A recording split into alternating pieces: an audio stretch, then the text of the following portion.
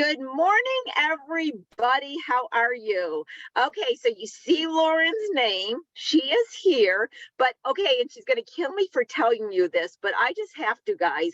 Lauren is sitting in a dentist chair right now, and she is so faithful to the show that rather than having somebody take over, she said, I can't really speak, maybe at the end, but I'm here. I can't do the intro, but I'm here for you. So that is first a shout out to the fact that isn't Lauren incredible that she is just there and so on top of it. So with that, I know we have the frequent flyers here. And so the frequent flyers, I'm not doing the intro. That's Lauren's expertise. So I want you to, in your mind, because you probably hear it so many times, you hear the intro of the SBDC. And basically what I'm going to say is the SBDC offers free advising, free shows like the one you're watching, free webinars.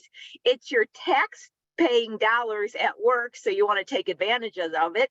We have all types of advisors, including myself, as well as advisors on marketing, advisors on business plans, social media, export, you name it. We have somebody here to help you. So reach out to us, and Lauren will make sure in the chat you have the information how to get in touch with us, especially if you're new. If you're a frequent flyer, you've got this down pat. You've heard it a million times. So with no further ado, I'm going to get started with my section, and then we can talk about who we have on as the show guests today.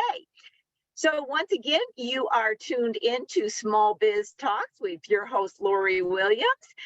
And, you know, I've been doing this myth buster for a while.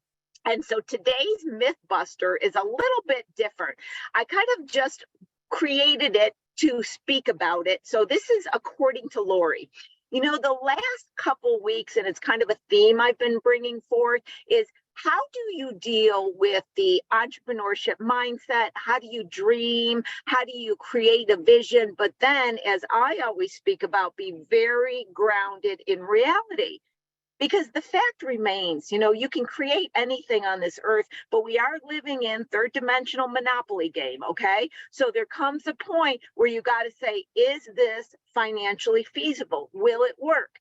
Well, last week we had this great show with Judy, and she was talking about dreaming and putting together your goals and creating steps and actions. And so today I thought, I was going to talk about 3 different words, and I was going to talk about the difference in actions with each of the 3 words. And why I also brought this into play today is this week I had been working with several startups and some existing businesses on forecasting. And I was explaining to them that forecasting is not like setting goals, because you have to have more detail, more data, more statistical evidence behind the numbers you're creating. So my myth buster today is that dreaming, goals, and forecasting do not all mean the same thing, but they have a progression. So when we're dreaming, we create our dreams. We say, I want to experience, I want to create. When we're in that creative mode, we need to be all expansive. We need to see all possibilities.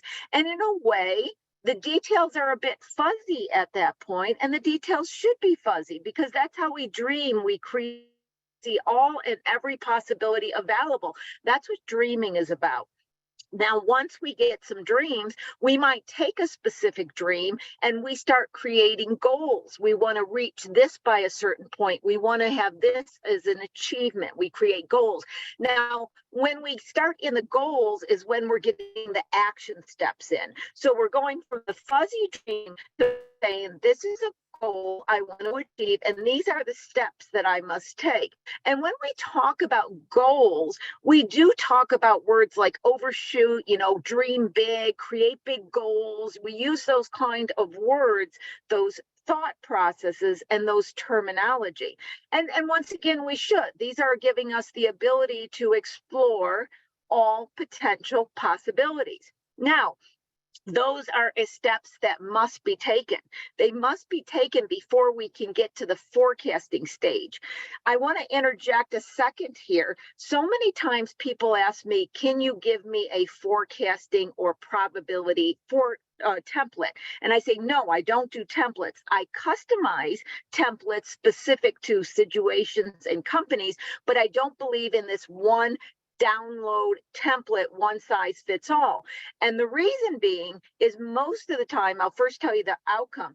People put the numbers in the template, just kind of feed the numbers in, and then it outputs something. And I ask them, well, what does it mean? Or what does that mean you should make as a decision in the company? And they always say, well, I don't really know, because they don't understand. When you're doing any kind of forecasting, you really want it to give you information you can understand and you can adjust and see the different decision making. So going back to where forecasting is different with the templates, where I was going with this is when you have these templates, they eliminate the brainstorming part. They eliminate the thinking through the processes, and you're just inputting. It would be like designing a house and starting to build it before you actually sit down and imagine how many rooms you need, how many bathrooms you need, what is it going to look like? Is the bathroom going to be here? It's as if you eliminate that entire process and you just get out a hammer and nails. That's what these templates are like. So this dreaming, this goal setting, this processes, these are all part of what needs to happen. And I'm saying whether you're doing forecasting for a startup or you're an existing company and you're doing forecasting. Okay, now let's get into the word forecasting. Dreams and goals are over here. They're about fuzziness to a little bit more clarity. They're about setting certain achievements and identifying specific steps. When you go to the forecasting mindset, you got to switch wheels. When you are forecasting, anything you forecast, if you forecast sales, you have to be able to figure out the statistical probability of reaching that goal. It could be a return on investment that's typical in a certain marketing. It can be historical data that your company or other companies like that has achieved. It can be a mind thought experiment of how many people would have to walk in the door. What percentage would buy? What percentage would respond to this? So there's all these statistical probability calculations that I put to revenue forecasting to get more accurate, because you still are crystal ball, but you don't want to be so crystal ball that you believe that you can't have some specific data to correspond with it, okay? So forecasting, first of all, uses statistical probability, and I do little charts, I do little things in Excel where I say, well, what percent would do this, what percentage would do that, et cetera, to get to that number. The other thing about forecasting is you have to be conservative, they call it in finance. You underestimate revenue and you overestimate expenses. So unlike dreaming and goals where you're fuzzy and you're dreaming big, you start to tighten it. So that's the difference between starting a company, dreaming, looking at new divisions, looking at growth of a company, setting goals of places you want to get to, but then actually putting numbers together in the forecasting. So that's my myth buster for today. Now, Lauren's going to be putting all of this information into the chat. I've got my upcoming financial literacy series coming up. Once again, I'm continuing it every month because I'm getting such a high amount of people coming through the classes. Session 2 and session 3 is all about managerial accounting. It shows you how to do an Excel document, a customized Excel document to identify how profitable you are and to look at scenario planning for decision making. And then I brought back my should you be charging your customer sales tax webinar. And this is, a lot of people do not know that they sell out of state, they may have to charge sales tax and how those rules work. I also go over in California what institutions you work with, what government regulations, what you have to do to get a permit, et cetera. So if you're involved in sales tax in any way and need some information, that will give it to you as well. Okay. So with that, and I just clicked out too soon. My upcoming, I want to go back and I want to get that. I don't want to miss that. Sorry, let me go back here. See, without Lauren here, I'm not as on track here. I want to mention upcoming shows. I almost forgot to mention that. We have Emma Green next week. I could not go without saying that. Emma Green's coming back. She's our frequent flyer, and those in the chat and the audience that are familiar with Emma, wealth of information. We're going to talk about all kinds of things, businesses, because Emma has so much to show. And then a reminder that on July 5th, because it's so close to July 4th, you guys are still going to be out having fun. We're not going to have a show on July 5th. Okay, so now I want to talk about today's show. Now, many of you might have tuned in to a previous show where I had Arnel on the show before. Now, Arnel Originals is a unique gluten-free, kosher, organic, non-GMO baking mix company that produces 5 different baking mixes, which can make virtually anything that flour makes. Arnel started the company, by the way, at age 56. She stepped into business. She started the company. She ran the company. She managed the company. She grew the company. And then I remember still the day she wrote to me and we ended up having a conversation. She wanted to sell the company and then she sold the company. Wealth of information through this entire process, one that most entrepreneurs don't even know a section of it yet, the entire thing. So when I had Arnel on the show before, we didn't even touch the surface and I felt like we missed a lot. So I am so excited to have Arnel back on the show today. Arnel, thank you so much for being here. Welcome back to the show. Thank you for having me. I really, in my heart, if you've gone through, walked a path and learned a lot, you really want to give back. And that's my whole purpose for being here. It's Make so it as true. easy as possible. It's so true. It is true. We stumble, and then we learn, and we just really want to share. And you know what, Arnel, let's start out here because I was talking a bit about last week's show. We had Judy on, and we were talking about the entrepreneurship mindset.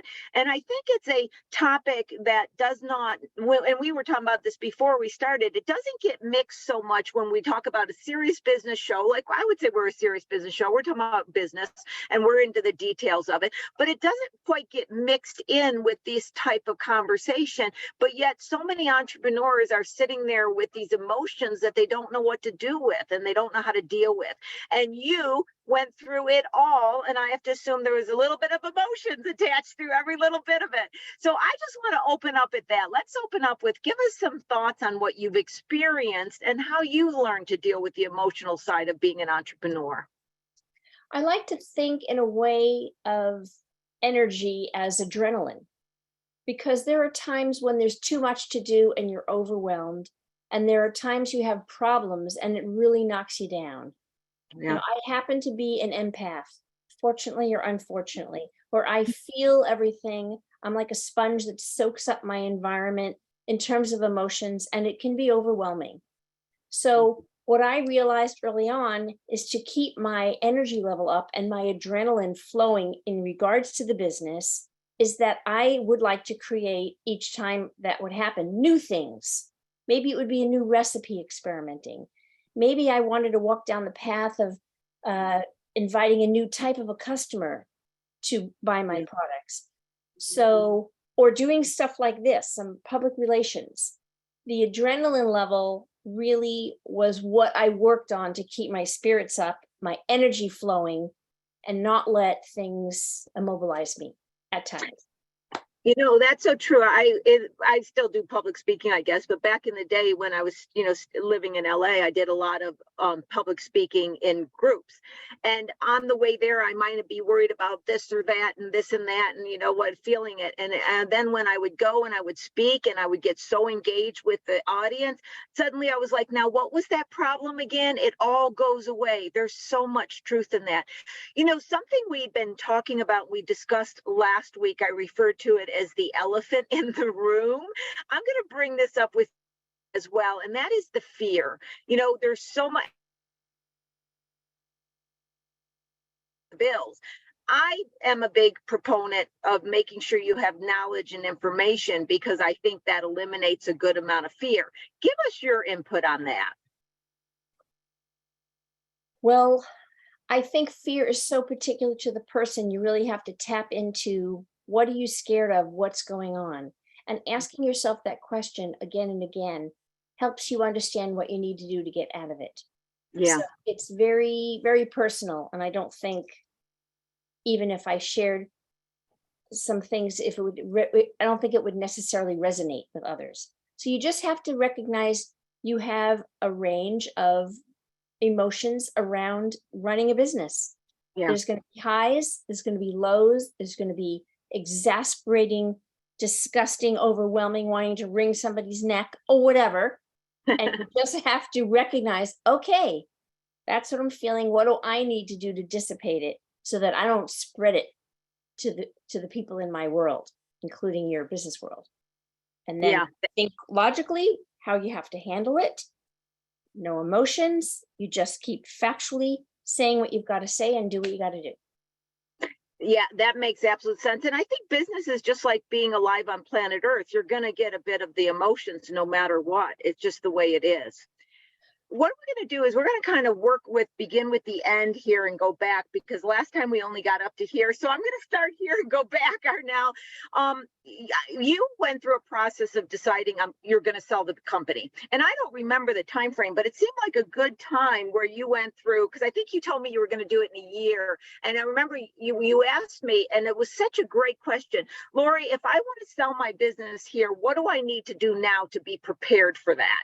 And I think that was a very good conversation we had, because some people don't think that way, but I think it's also something that a lot of people don't realize, that you have to get prepared and make sure all your ducks are in the row before you even get to that point. So let's start with the selling of the company. You start wherever you want and are now, from preparing it to what you had to do to the stress of it, wherever you want to go, and inclusive, because I am getting more questions about, if I start the company, can I sell it? Or I'm in a process where, because of the last 3 years, I don't know if I still want to do this. I'd like to know what are my options. So it's a topic I don't get to talk about much because people haven't gone through it. And you're my star on just really handled the selling of your company. So I'd like you to extrapolate. I'm handing it over to you from here.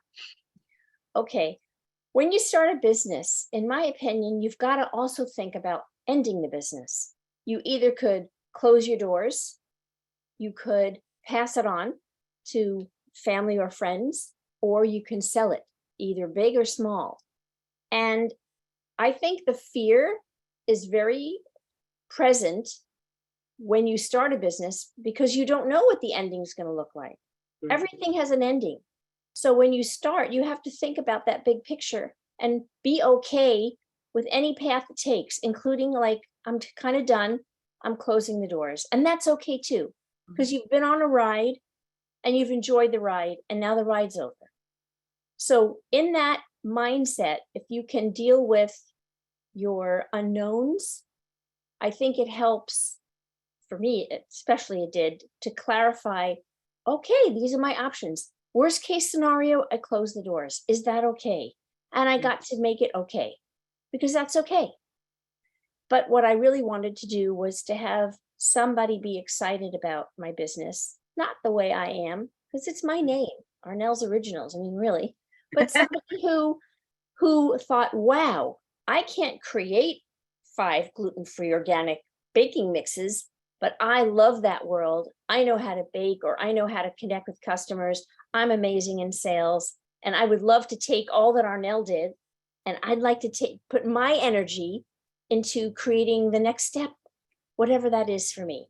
And I did find somebody like that. So the first thing I had to do when I talked to you and I heard you on a seminar, on financial seminar, I thought, I really need help getting my QuickBooks set up in a way that is all coherent. And that's the invaluable step that I took to meet with you, and you did amazing. You just informed me what's the blueprint of QuickBooks and how does that all look? So working with you and getting the books looking organized, so I knew what pockets they were. So I've got to say, I said this in the first time, but I've got to repeat it. When you get a program like QuickBooks and you put in your type of business when you're first starting it, I think for mine was restaurant, because maybe that was the only thing I can find in food. Well, QuickBooks has generated all these categories and topics to give you a guide.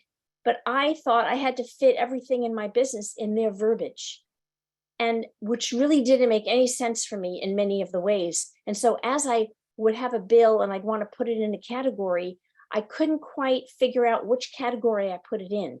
And then I would just like make something up.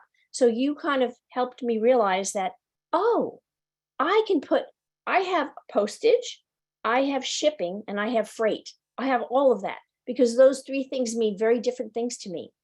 When I have cost of goods and they're coming to my particular facility, that is freight, and that's in my cost of goods. Well, if I have shipping, when I'm shipping to a customer, well, that's postage, So I got to figure out in my own brain how I can organize it the best so that it talks to me. And now I look at it and I know just what that all is. I want to expand on Arnel. That's such a good point you bring up, because what you're talking about is the chart of accounts. And most people don't realize when I teach people QuickBooks Desktop, that's the version, as you know, I teach people. I eliminate the chart of accounts and we start from scratch, creating it to mimic what the company has. Because like you said, with your brain, then you know exactly where it goes, other than each time you go to do a transaction and data input, you're like, where did I put this last? And where do you put? That's going to create accuracy and consistency. And then that's going to create the financial statements. That's the skeleton that somebody else is going to look at. And suddenly it's going to make sense. It's going to make sense to them because it follows the inflows and outflows of the business. So I just want to mention, and Lauren is not here to put it in the chat, guys, so you got to write it down for yourself right now, but it's the chart of accounts that should be customized to the business. Thank you for bringing that up, Arnel. That's a great point. Please continue. So after that was all set, then I thought, well, I've got to evaluate the business. I've got to get an idea what it's worth. And I have no clue. There's all kinds of guidelines, but I'll tell you a little secret. Almost nobody knows exactly what your business is worth. Yeah. You can have several people evaluate it and come up with different numbers.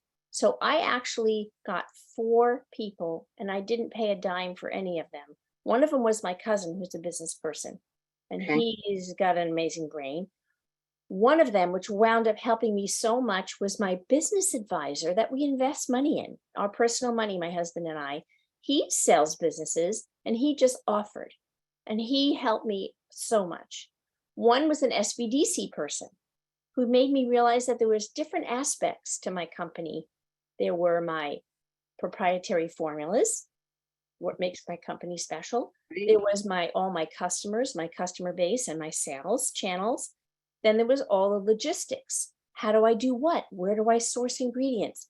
So dividing that up for me with the SBDC person, and he tried to show me what my business is worth, and I don't have to sell all of it to one person. I can sell little chunks of it, if that makes sense. And the other person I had helped me evaluate was someone from a networking situation, which I think it was Naturally San Francisco in the food space. There's an organization, and it's something that he does. That's his expertise. And I'm sorry. And I had a 5th one. I did contact a business selling company. That's what I do only. And she gave me evaluation. And at the time it was like a little jaw dropping. And she said that she would do me a favor and only charge $12,500 to be coordinator of finding a buyer. And of course, I'm like, I mean, this is a small business. There's no way I'm going to pay somebody. This is not an option.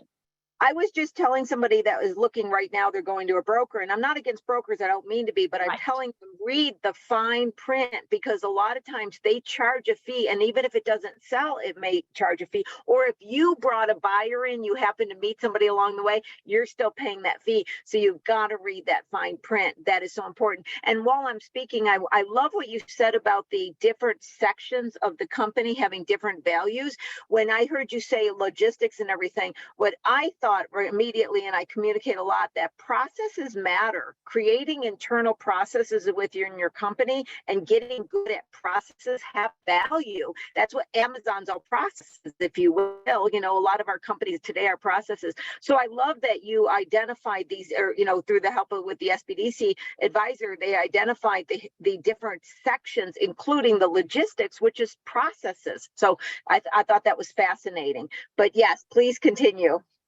So it can't just be what you feel your company's worth, because you might love your home and think, oh, it's worth whatever, but it's only worth what somebody's willing to pay. And that's it. Yep. So who cares that I've made $5 an hour for the last 14 years? Who cares that I would like this amount? No, you've got to do your dance and find somebody and figure it out. I did have from all of those valuations what my bottom line would be in terms of selling it. Oh, another component of it is that if you have inventory, if you're a goods type business as opposed to a services type business, that you have to also figure out your inventory and if you're going to include it or not include it or include part of it or not in the sale price. So a lot of it I did go by my gut reaction after I had more of a realistic view of what my company could be worth. And so, and again, it's only worth what somebody wants to pay. So what you're portraying of the value of your business and what you believe, it really does help. You know, Yeah. Arnel, on that, when you look at like even your recipes and your inventory, it's all based on future sales potential. So how much, I'm assuming quite a bit, but how did the buyer and also the valuations look at the potentiality of continuing sales where you were and the potentiality of new sales? Because I would assume that has a lot to do with the value they placed upon it. Well, you're not really placing value on the visual image of what could be. You have no Right. idea what will be. You really just have to go with past, what you've done in the past, where your Right. sales channels are. And I believe the person I sold it to, who is strong in sales, he's got contacts, he's got visions where he's going to bring it in places that I didn't want to go. For instance, the retail market, I decided not to bother with the retail market. Okay. I don't mean retail online. Yes, that's fine. But when you go put your product in the store on a Yeah. shelf and all the games you have to play, I really was done with that.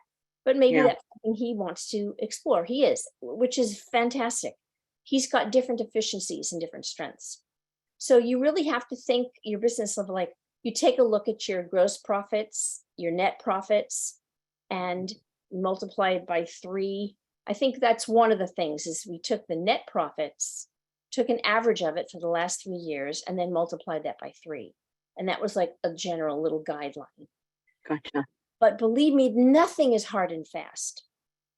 So when I thought about my bottom line, my sales increased for the last 3 or 4 years, 10, 15, 20% each year. It was really going in a very good direction. So by the time I sold, I had like 3 solid years of amazing sales. And that gave it a little peak of what it would be. And then the person who's buying it, maybe they have financial resources and maybe they don't. In my situation, I don't mean financial resources a little bit, but no, he wasn't swimming in money. So Right. when he thought about paying me, I'm also willing to do it long term. So we're doing a 2-year span Okay. with very Gotcha. specifics. And I think it Gotcha. might be a good time if you agree to go into the paperwork and what kind of things you have to go, because these are things you should write down. Absolutely. But before we do, I'm going to kind of go and do a little circle here. And I know it's not exactly what we're talking about, Arnel, but I'll tell you why I'm bringing it up. It kind of is. I know we're talking about your established business and what you had to do to sell it, but you hit on something that I hear a lot that people don't understand. So I have to bring this in. It has to do with people in the startup and the idea stage that, can I say, it's been sold a little bit on Hollywood Shark Tank and all that, right? And so they say, well, I'm going to start this company and I'm going to have an idea and I'm going to get investors to invest. And I explained to them from an investment banking perspective, investment banking, when I was in it, we always would talk about, you want somebody that has a product that's sold already, because then it's got a demand, it's got a price point at that demand, and the owner of the company or the company has the ability to produce it. You've got 3 things proven. Then you can maybe get the product in more places, you can increase the demand, you can increase the production. But until you see, and it could be a service too, but until you see the company actually performing, these unknown investors, other than what I call friend, family, and fools, they're not just jumping in in this idea stage. And even though that's not what you were speaking of, you were, because you were saying about how I had 3 years growth and everything. So I just think it's a great time, because unfortunately, many of the newer entrepreneurs are kind of fed stuff that's not true online and all this Hollywood talk, believing that they can get investing and have companies that are beginning with the whole concept, I'm going to sell it, when it didn't even get there. So can you comment a little bit on that, Arnel? I don't know if I really can, because it's real individual. Some people have different ways of having visions, and I'm very literal, and I'm very one step at a time, and I am not a gambler. So all those personalities create a different path where they walk. Good point. And I'm not like that. So if you are like that, then my path might not be something that's your path, you know. I always say that I'm a risk taker, but I'm a toe in the water. You know, the concept of putting your toe in the water a little bit. I got to put my toe in the water a little bit and go. Okay, great. Let's go into paperwork, because this is the biggest question when you go to sell a company or get prepared to sell a company. It really comes down to a whole lot of individuals engaging in paperwork. And take us and break that down so people understand that aspect. Okay, well, the first thing is get your books in order so that you know what you have and what you don't. Because as you share your profit and loss statement for the last 3 years with a potential buyer, you're going to be asked to answer some questions about what's this category, how did you handle that, and you really need to know your stuff. So the first thing you want to do with an interested buyer is sign a non-disclosure agreement. There's nothing real fancy about it. It basically says, I, as a business owner, have things that are proprietary information, some personal information about the company. You, as a potential buyer, also have things that I'm going to learn about as we have a dialogue. And we promise to be thoughtful and not to share that with anybody outside the company that doesn't need to know that. Now, this is not the time that I would ever think of giving them my formulas. They don't have my formulas at all till we sign on the dotted line, because for me, that's my company. So, but then when you sign a non-disclosure agreement, which you can download from Rocket Lawyer or whatever those companies are, you also can take a look at a few of them and create your own, which is what I did. Whatever was more personal to me, it was clear as a bell. It wasn't a whole lot of legalese. And then I would put my information, the company's information that I'm going to share some stuff with. It's very general. I sign, they sign. Then I'll give them my profit and loss statement so that they can look at my financials if I feel they're interested. Well, when they go through that and they're going to ask you some questions, the next step is that they send you something called an LOI, or a letter of intent. And that is a very 1-2 page situation that says, I, company, whatever, am interested in buying your company. You mentioned the price is this. It's just very specific, bare bones letter of intent. And they tell you they intend to move forward, that they have every intent of being serious and walking down the path. And if it makes sense, they're going to buy it. But if something doesn't make sense, they're not obligated at all. On that, Arnel, let me ask you something, because I've had these situations mostly when people were trying to buy a company. Sometimes the seller would not even share tax returns until the LOI. And for me, being on their side, I was like, well, we need to at least see some numbers before we get to an LOI. An NDA, fine, but not an LOI. So I'm seeing different time periods in when people are requesting the LOI, sometimes making it very uncomfortable for the buyer to have any insight to the numbers. Can you give me how that worked with your time frame on sharing, not the ingredients, I get that, but the financial information? I feel that first of all, there's a level of trust that has to be developed. Again, we're not talking venture capitalists, we're talking small business to small business. So there's a level of trust. I just happen to be somebody that I could talk to them for a few hours and they'll give me their child to go take to the fair. I mean, and that's not even a euphemism. That's happened so many times, it's ridiculous. And I think to myself, why are they trusting me? They don't know that I'm decent and good and full of amazingness. They don't really know that yet. Somehow they know it. So if you are a good soul doing the right things, it'll be evident. So as you move forward, there's a trust. So with get your books in order, sign a non-disclosure agreement with this person. And then I share my profit and loss statement, Yeah. my Yeah. balance sheet. Those are the two things they typically want Yeah. to for the health of the company. And they should. At Yeah. that point, if they think, okay, she's got her things in order, I'm comfortable with what she's done, where she's going, I trust her, I am interested in buying this business. If you have more than one person, that would be the time you might mention that if you want to move forward exclusively and have me not consider other people, there is a deposit I'd like to ask for you to give of like, let's say $5,000, which is fully refundable if I back out as the seller, and it is fully applied to the sales price. Yeah, So it's that makes not an sense. extra amount. Yep. But that says at that point, I'm only going to go forward with one of you. I'm not going to do a dance and pull the strings of 2 people or 4 people. That's just not right. So when you get their letter of intent that they intend to move forward, you kind of have to make a decision at this point. Yeah. And let the other people know, however you would like to do that.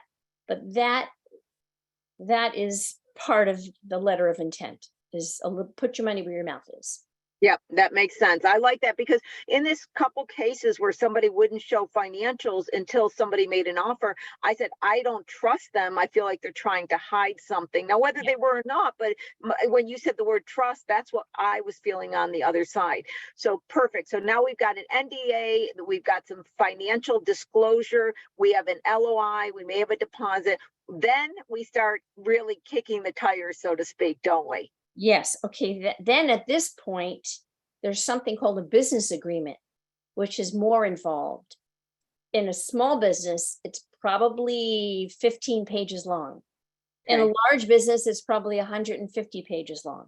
So this is where you spell out every possible thing. Again, I'm saying rocket lawyer because it's the only one that comes to my mind right now, but there are a few companies that have free sort of templates, or you pay $5 or $15. And then I made everything personal, customs, like there was a thing in there about how the buyer would handle the seller's employees. I don't have employees, so I just ignore that. Arnel McAtee is the only employer of Arnels Originals. That was the end of that paragraph. So you make it personal. So that's something that you sink some money into, that you could if you're a buyer. But the buyer doesn't know all the nuances of everything. So I thought, okay, I will, as the seller, create the business agreement, which the buyer was very happy because it's overwhelming for them. What are they going to put in there for inventory and all of those moving parts? So I said, okay, I'll do that. So then I got some guidance. I downloaded a business agreement. And again, I customized it. I ran it through a business advisor. I ran it through 2 or 3 people, my accountant. And then, okay, good. This is looking good. Oh, there's another company called Legal Shield that I pay, I think it's $35 a month for them to be my legal advisor. And I ran it by the lawyer that does contracts. You've used Legal Shield for a while, am I not correct? Yes, a very long time. That I had not heard of them prior to talking with you years ago.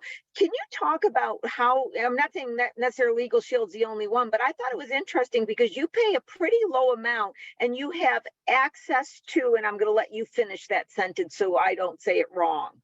You have access to legal advice on your personal and business. Like if you have a renter and the renter's not paying rent, or you have a parking ticket and there's a big issue, all of that is covered. So you just use them as advisors, and they don't create the legal documents for you unless you want to, then you pay them. Okay. You get a 20% discount, but you pay them their whatever, $5,000 an hour price, whatever it is. I don't really know. So you're getting advice from them, but not the actual documents, which makes, because sometimes you just want input. And Arnel, you said this, but I'm going to go back and I'm going to emphasize it just a little bit for our audience. People talk about a lot of times downloading these free legal contracts and everything. And I always tell them, I'm not opposed to that, but what you need to do is you need to download a few and read through all the legal jargon so you can start seeing, well, everybody has this arbitration. I think I need to include the arbitration. So what I'm saying is when it's free, that means you have to take a extra step in managing it, reading it, customizing it. And Right. so a lot of people think you download and then you apply immediately, and you No. didn't. You said that, but I want to make that point really clear that when we're downloading free stuff, we need to take a aggressive, vigilant responsibility for that input, that data.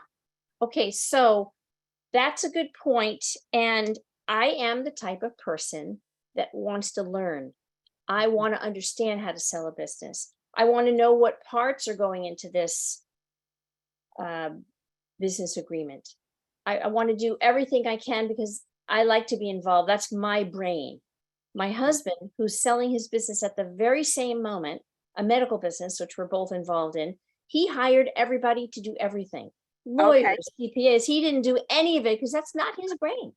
right. And I mean, it was quite a contrast going on at the same time in our That's house. But he was amazed and impressed with what I did because it's just not his brain, but it is my brain. I could not say to somebody, okay, you here's a business advisor or whatever, business broker, you do it all. It's I don't know, it's just not me.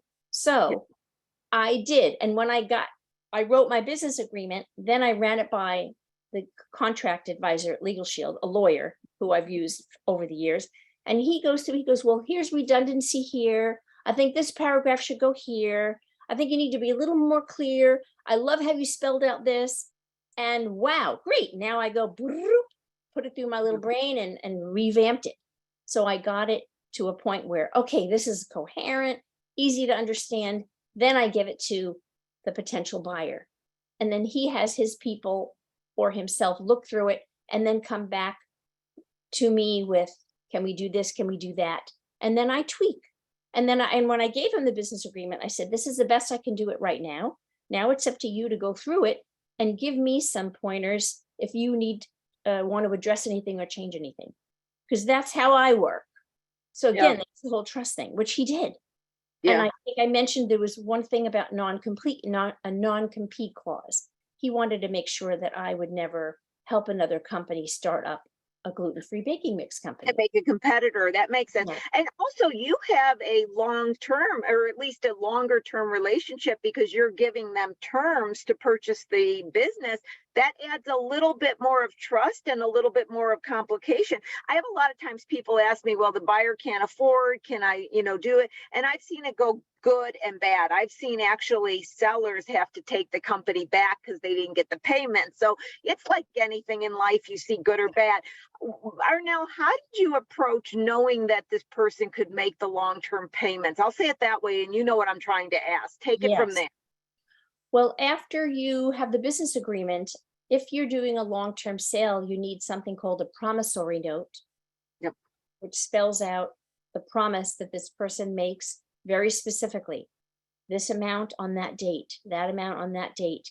And then you have a security agreement where you are signing something that there's a promise on his end legally.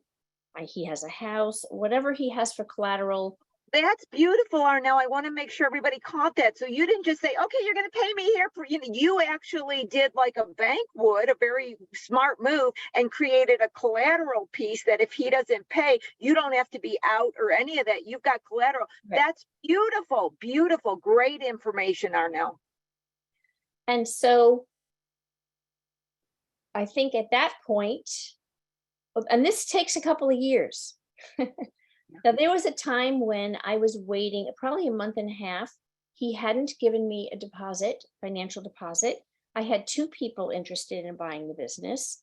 I chose him. He was a little more solid, a little more on solid foundation rather than the gal who wasn't quite as financially set. And we had a conversation and I hadn't gotten any money. And I wanted to say to him, hey, put your money where your mouth is.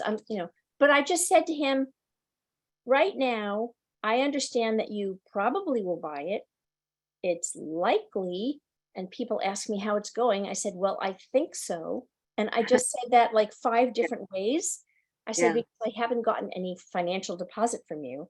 And right. And once you do that, then I can let the other party move on for other opportunities. And I'm eager to not string her along, to be thoughtful of her. And he got it. And even though his financial people were going through whatever they were going through with his paperwork, he then put a deposit in my account. Then Awesome.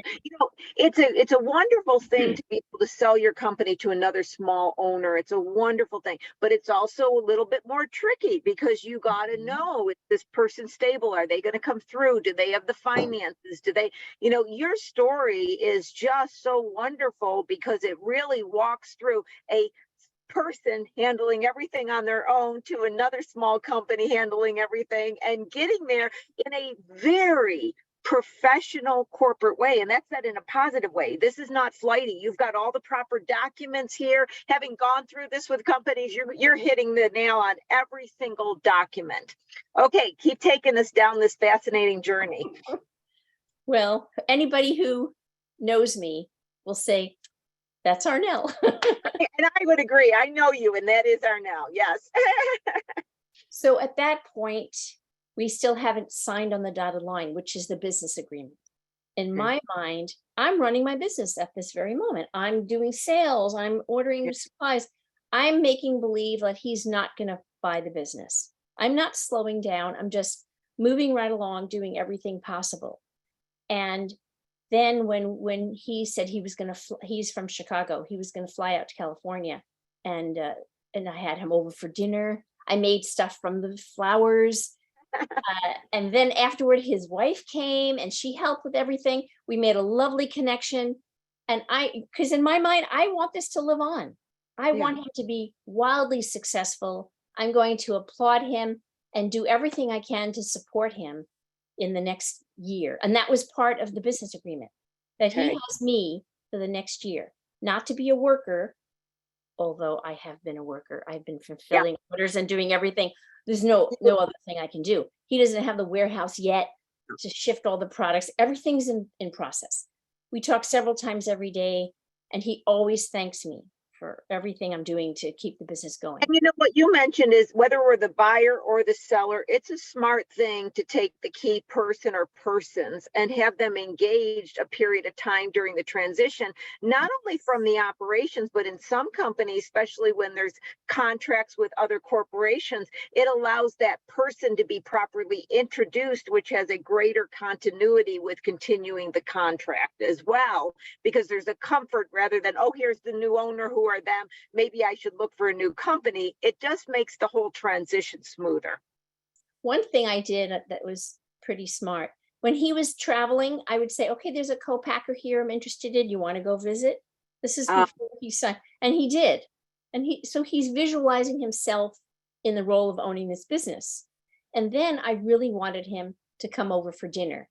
He works with another company in Carpinteria, pretty close here. And I invited him for dinner. I wanted him to meet my husband. I wanted him to come in my house. I wanted him to visualize, oh, it's all making sense to him why I want to sell and where the operation is. Where's my inventory? He sees everything.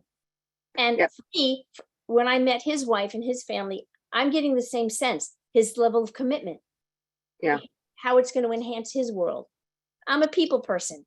So you mentioned another aspect that I think is a real key point. You mentioned the co-packer, but behind that is that many companies have other relationships, other type of distribution relationships, outsource relationships that really have to somewhat be sold with the package, because the logistics, like you mentioned at the beginning, being of value, are part of it. And so you have to make sure that those relationships are intact or understood as well. Comment a little bit on that aspect. Yeah. So what we talked about, the buyer, is I wanted to introduce him to the big customers I have as my partner. I didn't want them to think, oh my gosh, Arnel's not going to be here, because I have such a relationship with my customers. So calling him my partner, he thought that was a wonderful idea. Calling him my partner meant that we're both doing this together until then they see his name and, well, that is not a big deal. With other situations, like with co-packers and such, I talk about the new owner. So we're on the same page, the buyer and I. So on May 2nd, he came out and we signed the business agreement, the promissory note, and the security agreement. And at that point, he owns the business in my mind. So Yeah. all the sales moving forward go in his pocket. Now, there's a lot of inventory, like maybe $15,000 worth of inventory that did not go with the business. There's Oh, plenty that I did give him, but there's plenty I didn't, because this was the stuff to sell. But when you sell a $100 item, he gets $300. $100 cost, he gets $300. So that's about it. So I had inventory about $15,000, and I let him know that's in addition to the price. But what sure. I'll do is we will go, as of May 2nd, all the sales I'm listing down in invoice by invoice, adding them up. And when he gets to the point where he's paid me back for that, I'm going to send him a check for the gross sales. He's going to send me a check for the inventory. So I kind of keep the books right. You've got it all worked out. You know, Arnel, I'm going to bring it all together and I'm going to make Okay. this comment and let you go from here. So at age 56, Arnel gets a desire to jump into this new industry based on experiences you've had with your family and the diet. Never been an entrepreneur. You jump into this, you go through the process of running and managing and creating these relationships, of owning this, and then to the point of actually selling it. I know at age 56, when you started that, you would have never seen that coming. And the sentence that comes to my mind, Arnel, is that I'm going to say it this way. The entrepreneur dream is true. It's alive. It's there. You can go at any point in your life, whether you're 20 or 56, and create something and take it all the way to wherever all the way means for you. But it does require a bit of reality and a bit of struggle and challenge, but it's also a beautiful thing. And I think you're a very great example of that. And I know that's not positioned in a question, but I'm going to position that as an ending and let you take it from there. If you think I can help you as a small business owner in any way during this process, you feel free to email me. It's Arnel at arnelsoriginals.com. I And think Lauren put your information in the chat too. She's been keeping up with us. So, and you're really good about letting people reach out and talk with you. yeah. Yeah. And I cherish this chapter of my life. It's not over yet because even though I told the buyer that I'm not going to be employee, I'm going to be there to guide and everything. I'm an employee right now, and he's grateful. And I really am doing all kinds of great things for him. And we got sales channels up. Everything's going good. And he's excited. Well, and I can tell it in you. You're vibrating, you're radiant. I could tell that this is an exciting part of your life too. And it's been really fun because we're kind of looking at the opposite end of a spectrum that we typically look at on this show. We're talking about people in the trenches, people starting out. We got to kind of fast forward with someone.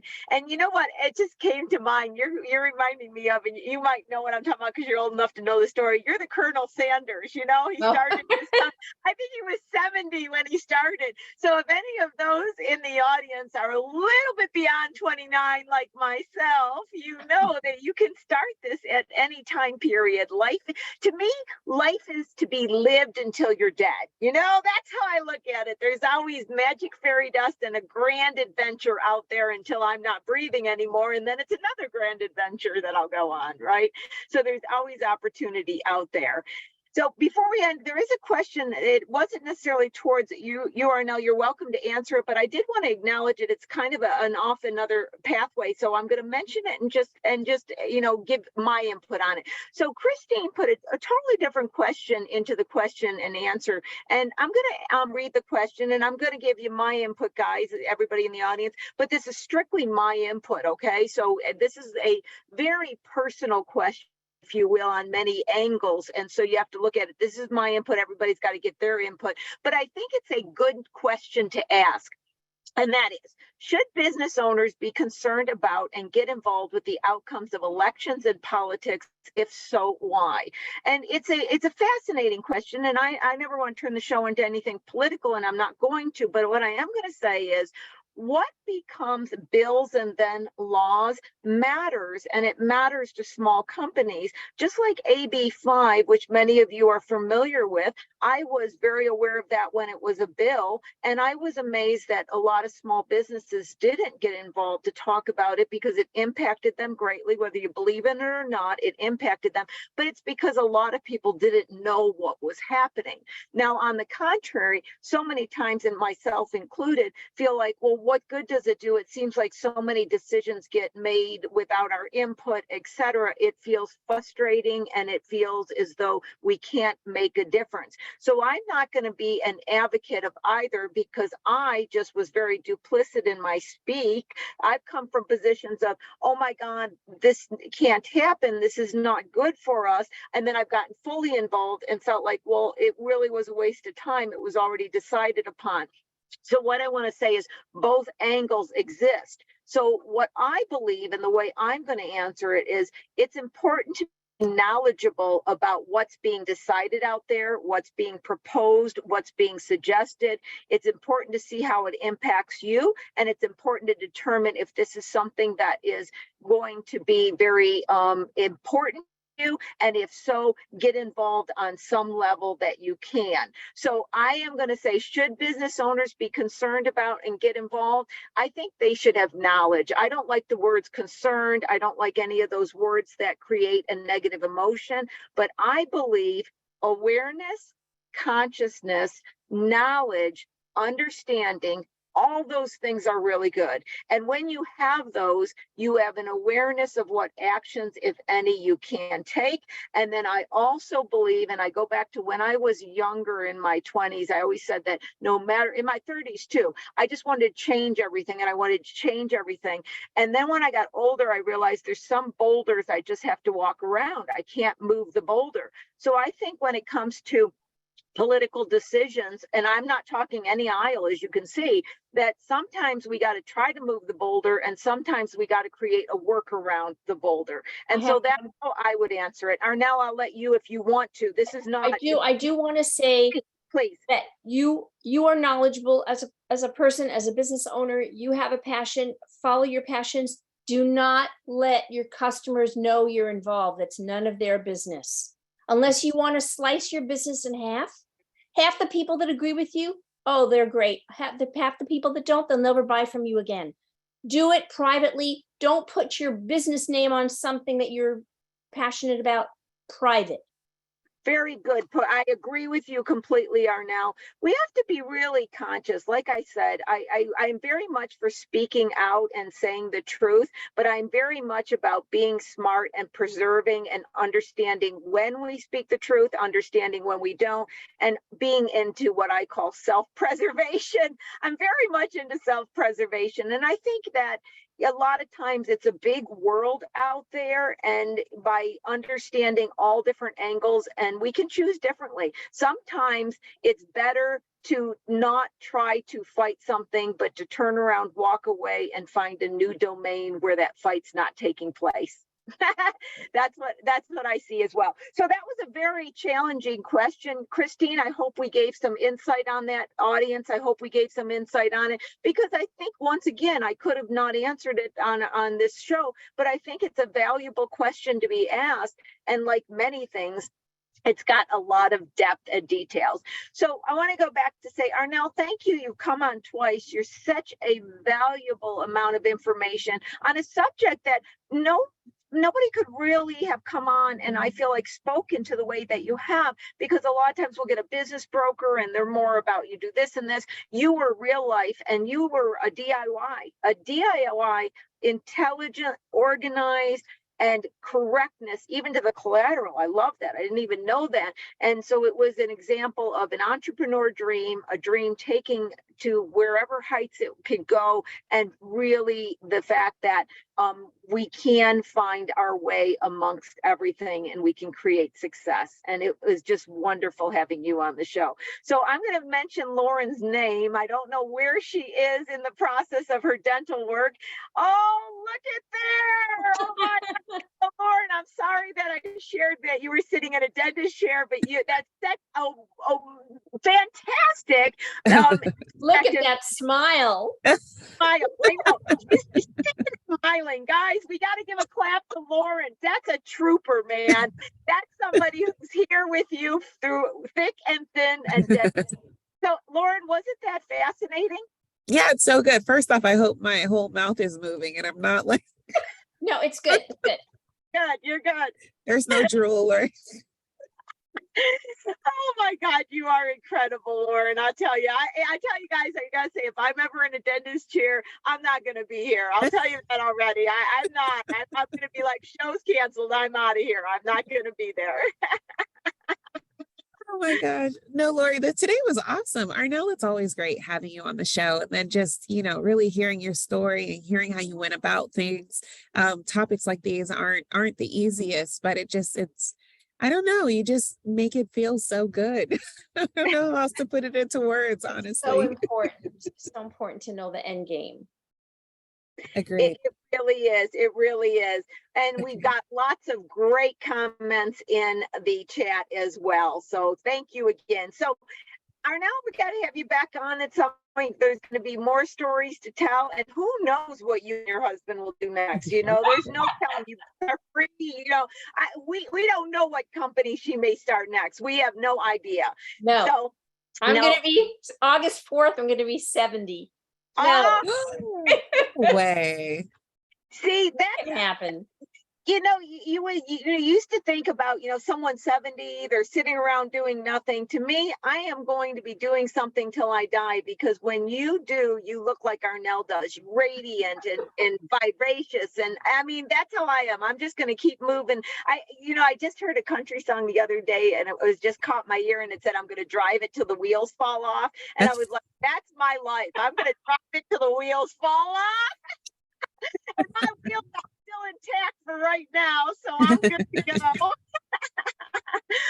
Okay, we better close out. So warm thank you to Arnel. Thank you so much for our frequent flyers, and anybody new to the show, thank you for joining Small Biz Talk with your host, Lori Williams. Lauren's going to stay behind, close us down, give you any information if you want to get in touch with me, touch with Arnel, you have that, or in touch with the SBDC. Lauren's going to take care of you. Until then, I will see everybody next week. Thanks again. Bye-bye.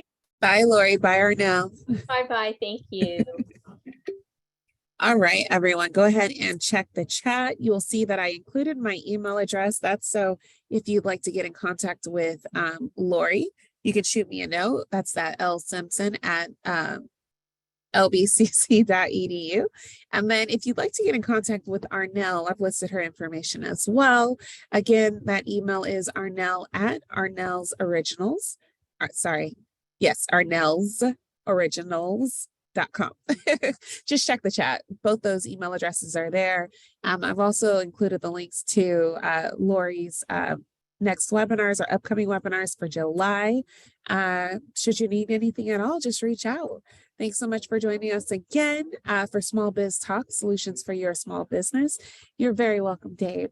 We will see you next week. That's Wednesday at 10 a.m. Take care. Bye.